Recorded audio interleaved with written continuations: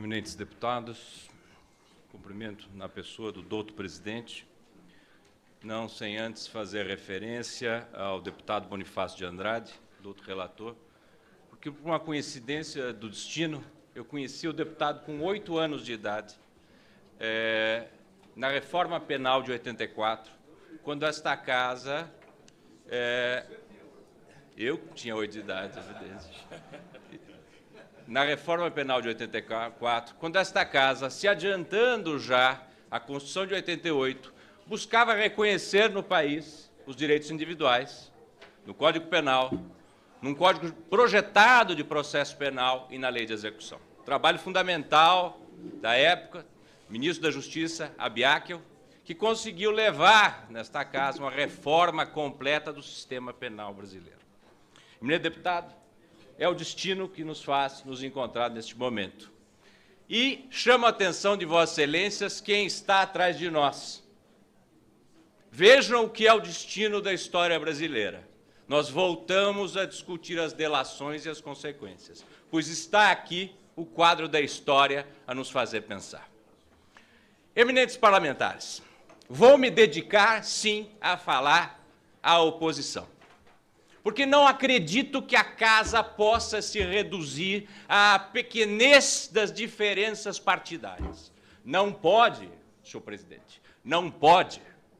Temos agora momento especial da história brasileira.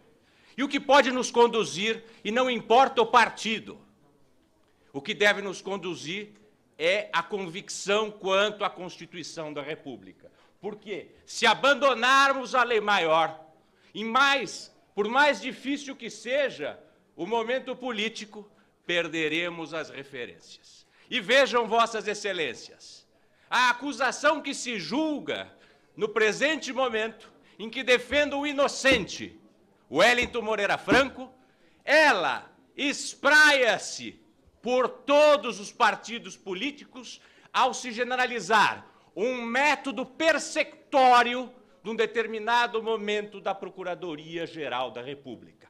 Vergonha, vergonha, vergonha. Eminentes parlamentares, a Constituição da República nos coloca por força os seguintes princípios. O respeito à harmonia dos poderes.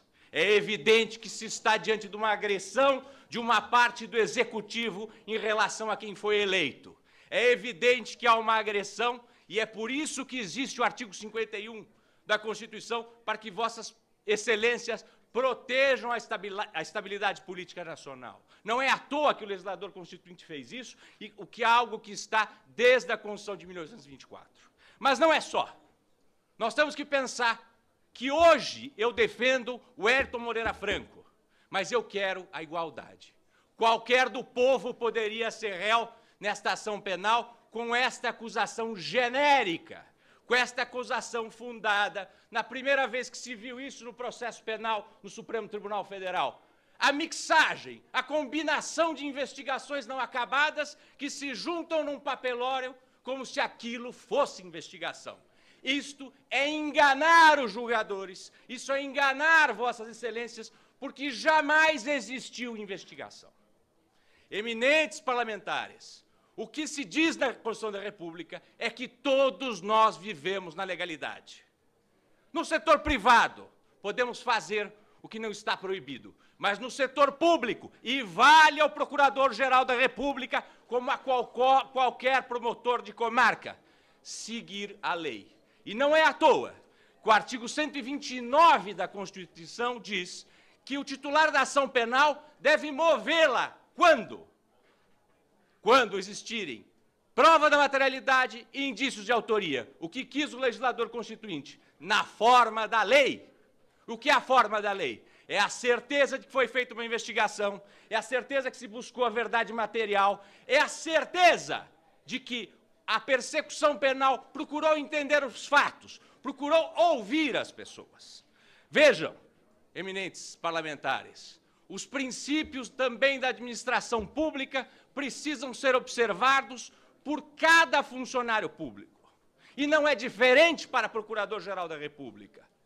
Não se podia imaginar que não se respeitaria a publicidade. Vejam o que aconteceu no caso concreto.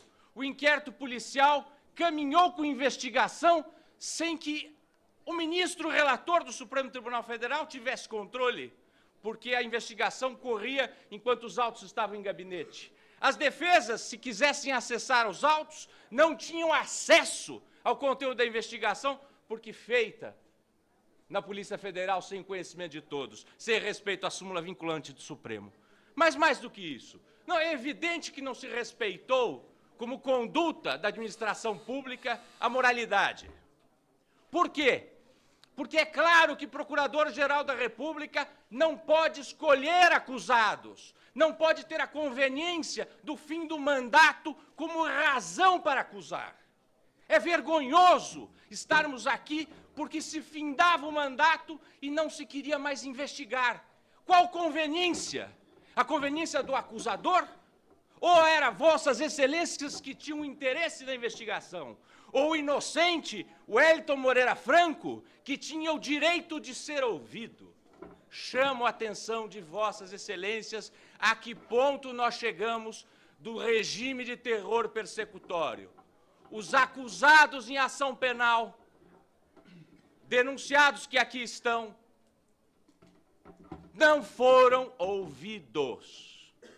Não se deu o mínimo direito individual de que essas pessoas pudessem ir à autoridade pública imparcial que lhes ouvisse, que buscasse entender qual sua eventual conexão com esses fatos. E isto envergonha a todos nós.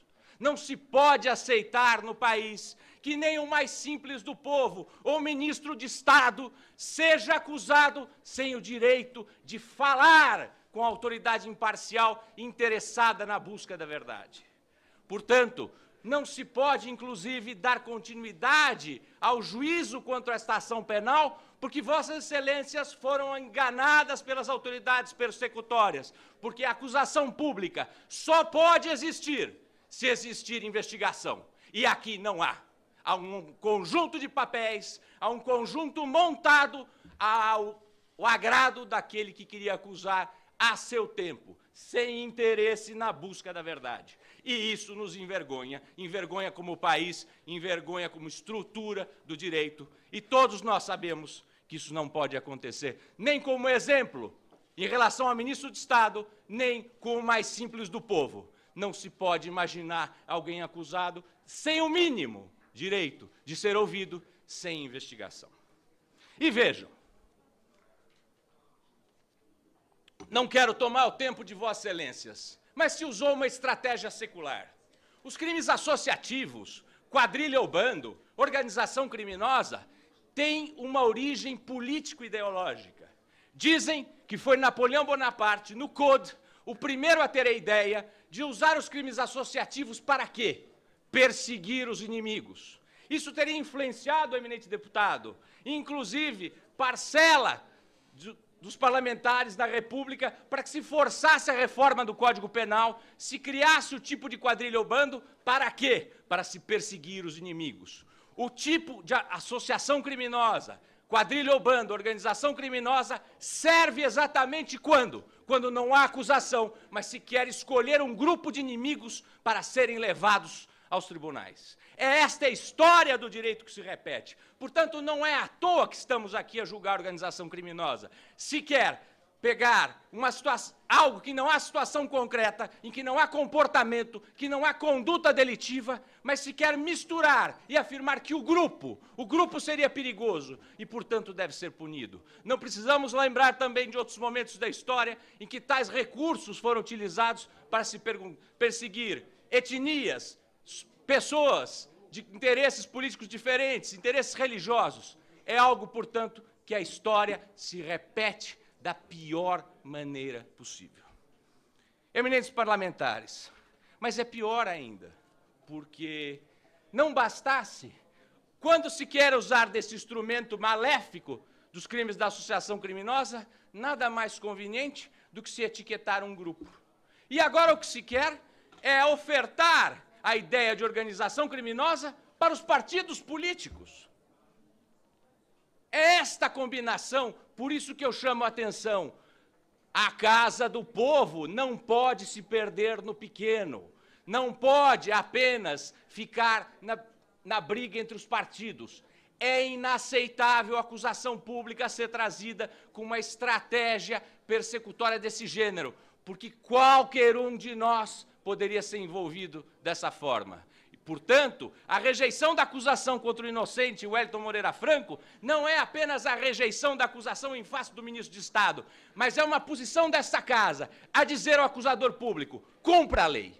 Cumpra a Constituição da República. Só acuse as pessoas quando há prova de materialidade, quando há indícios de autoria. Só acuse as pessoas quando a Polícia Federal investigar, quando existirem provas concretas. E, evidentemente, quando não se convidarem partícipes da persecução penal para se dar a versão de conveniência de um determinado momento, por razões que não estão aqui presentes. Nenhum de nós consegue entender porque o Procurador-Geral da República teve tanta pressa, porque precisava ofertar essa acusação e porque precisava ainda ameaçar, no introito de sua peça, outros partidos. Porque aqui se está a julgar parlamentares de um partido, mas desde o início da introdução da acusação se vê a ameaça a todos, como se Vossas Excelências devessem sucumbir ao Ministério Público nas acusações que faz sem prova dos crimes, sem indícios de alguns de autoria.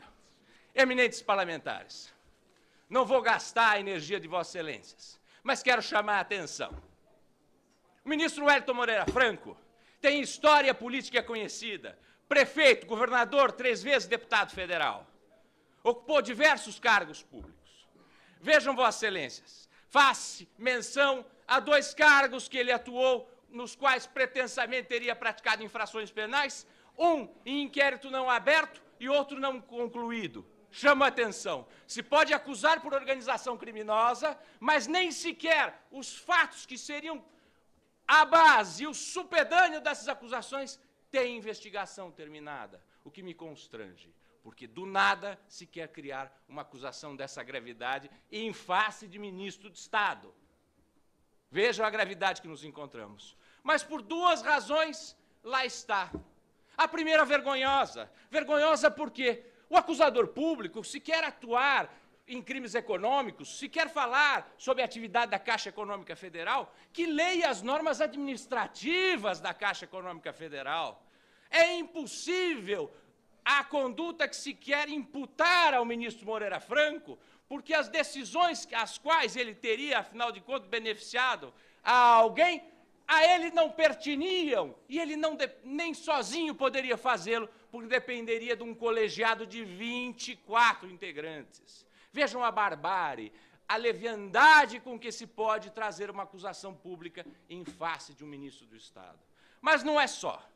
Segue-se ainda num cargo que o douto ministro exerceu na Secretaria de Aviação Civil. Senhores parlamentares, qualquer um de Vossas Excelências convidado para o cargo não titubearia em exercer a função ouvindo quem? Os técnicos.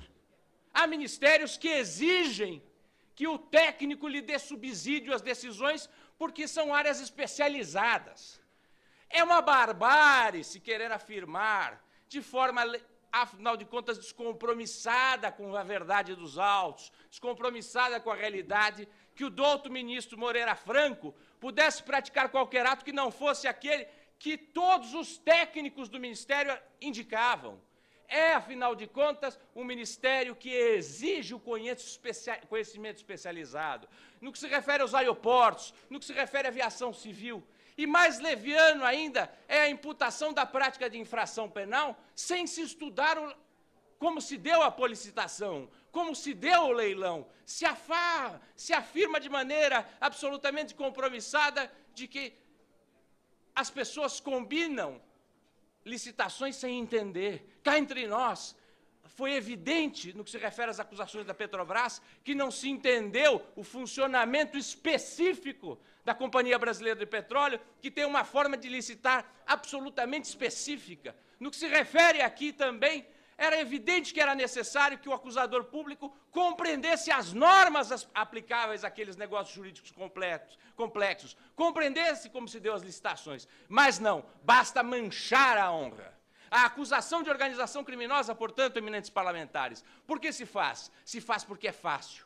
basta o grupo de pessoas. O ministro Moreira Franco foi incluído no polo passivo da ação penal para completar o grupo necessário à oferta da denúncia. Mas vejam, é também muito fácil acusar por organização criminosa, porque qualquer grupo pode chegar a obter essa etiqueta ao talante do acusador público e responsável que apenas quer manchetes nos jornais. Tenho muita vergonha, lamentavelmente, de Vossa Excelência serem obrigados a se debruçar nessa peça acusatória que não tem estrutura, texto, conforme o que se esperava de um procurador da República. Nós estamos falando de presidente da República, ministro de Estado, julgamento pelo Supremo Tribunal Federal e de Vossas Excelências. O Procurador-Geral da República não cumpriu a regra da legalidade estrita, não respeitou os princípios do processo penal, prova da materialidade, indício de autoria e desrespeitou a Vossas Excelências e todos nós brasileiros ao ofertar uma acusação que é uma vergonha.